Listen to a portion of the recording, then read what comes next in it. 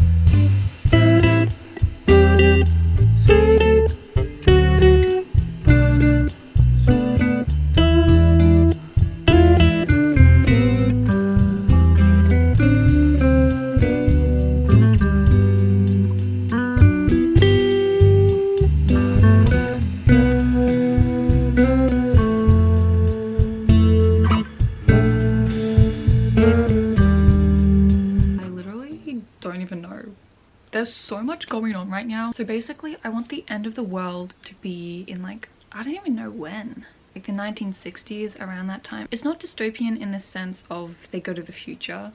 I guess that is dystopian actually. Maybe I'm misleading people, but they go back to the time. So it's kind of like they're living in the future, which is dystopia, but then they come back in time. And basically there's this lead research group in like the 1960s who want to create humans with wings. And you might be asking, why would they do that? I was thinking of creating a cult, like a cult idea where like religiously, maybe to do with like angels, like people want us to be like angels, or at least the main character, not really the main character, the main antagonist is like the research dad basically.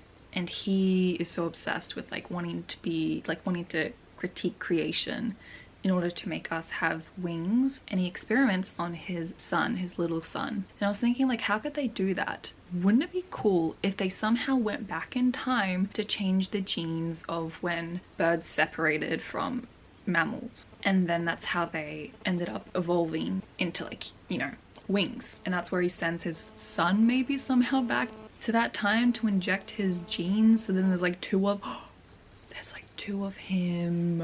Ooh, oh my gosh, yes, there are two sons. Oh, giving shivers. I love how I'm just literally brainstorming with y'all. This is the best video. I didn't even do research. I was literally just thinking about my idea of forests and like a time traveling forest basically. I'm like, how is that going to be possible? And that's how I got this idea.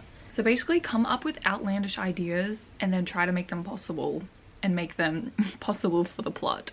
Anyways, but there were some two quotes I do want to share with you that I came up with along with the first quote I showed you. And this first quote is really interesting. Oh, y'all, I'm getting goosebumps. Okay, so the first quote is in the POV of, or at least by the maniac father who is the experimenter, the scientist basically. He says, "Aeroplanes are the fallacy of humans' greatest wish. Wings, my boy, are what we need, not metal scrap." That's like a dialogue piece I was thinking about. Very interesting, very like evil. And I love how it says my boy, like so cool. And then the next quote is gonna be by the bad guy, like the bad Samson, because Samson is the boy in which is experimented on. So since it's going to be maybe 2 characters of the same Samson, and he says, and this is maybe going to be in a scene where basically he's explaining himself, or like he's kind of like a different persona, maybe explaining himself to his other self, and he basically says, my shoulder blades always felt so lonely, and that like gives me shivers. I don't know if it gives y'all shivers, but very cool. I literally love making books. Like, this just reminds me of how much I love brainstorming so much. So they're the 2 quotes. I feel like I've made so much progress in literally like a couple hours, just like thinking outlandish things. That's literally what plotting is, especially for this book. So cool. And another scene I was actually thinking about, this will be the last thing I talk about, is where I was thinking about the bird's flu, like the bird flu, which actually took place I think in like 1840s, but maybe I can tie that into like an epidemic, sort of end of the world, post-apocalyptic, whatever. So I think that would be so cool. And I was thinking about when the characters go through the time traveling woods and they meet Samson, but they don't know it's Samson because there's another Samson. Anyways, and since it's like the flu is going around, they have like masks, but I'm gonna like change the flu so it's like even more deadly, although it is literally deadly, but maybe change the sort of science behind it. Like maybe there's a gas, maybe like how it spreads basically. Oh, and maybe one of the characters die from the flu.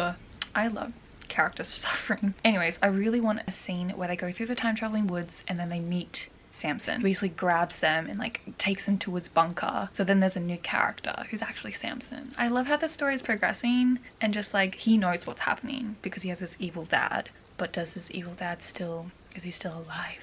Very interesting. So that is my brainstorming basically. Just interesting scenes that seem impossible and silly. I love this story so much, and I think a lot of you guys are actually really interested in it, which makes me interested ever more into my project. So I hope you enjoyed this video.